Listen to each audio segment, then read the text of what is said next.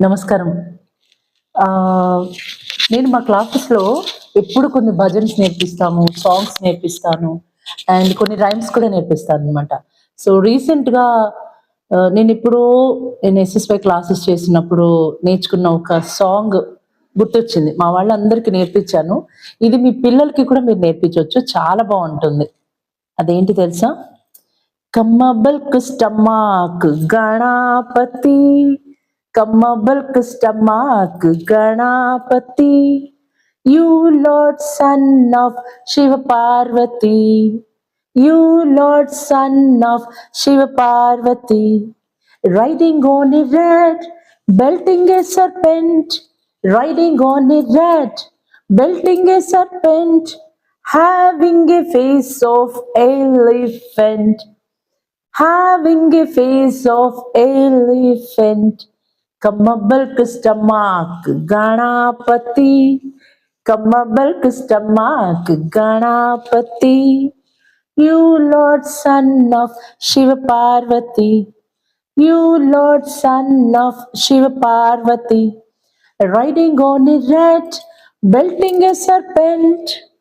Riding on a rat, belting a serpent, having a face of elephant, having a face of elephant. బాగుంది కదా?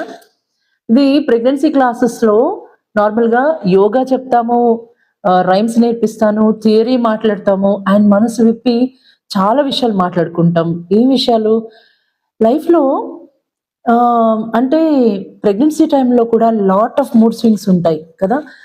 Hormones అంతా roller coaster లాగా అవుతుంటుంది. ఆ టైంలో అనిపిస్తుంది, నాకెవరైనా ఇట్లా నన్ను జడ్జ్ చేయకుండా నా మాట వింటే బావుండు. నేనేదైతే షేర్ చేసుకుంటున్నానో అది జస్ట్ వింటే బావుండు అని కూడా అనిపిస్తది. సో, అలాంటిది జాయ్ ఆఫ్ ప్రెగ్నెన్సీలోనే possibility. Because we practice yogasana, we practice pranayama breathing techniques, and we meditate and we do mantra japa, and then we draw the pictures, puzzles, sudoku games, and right brain activities. ఇవన్నీ చేస్తాము. దాంతో పాటు కొన్ని rhymes కూడా నేర్చుకుంటాం. And రేపు పొద్దున పిల్లలు పుట్టాక వాళ్ళకి లాలి పాటలు పాడాలి కదా! నాకు రాదు లాలి పాటలు, నా వాయిస్ బాలేదు. ఇదంతా నథింగ్ డూయింగ్. జాయ్ ఆఫ్ ప్రెగ్నెన్సీలో జాయిన్ అయిన తర్వాత నీ వాయిస్ ఎలా అన్నా ఉండని.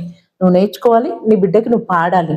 మన అమ్మనో, అమ్మమ్మనో అడిగామనుకో, ఎప్పుడో బిడ్డ అన్నీ మర్చిపోయాను అంటారు. ఏం పర్వాలేదు. We teach you everything in joy of pregnancy. So, welcome to joy of pregnancy. 4th month నుంచి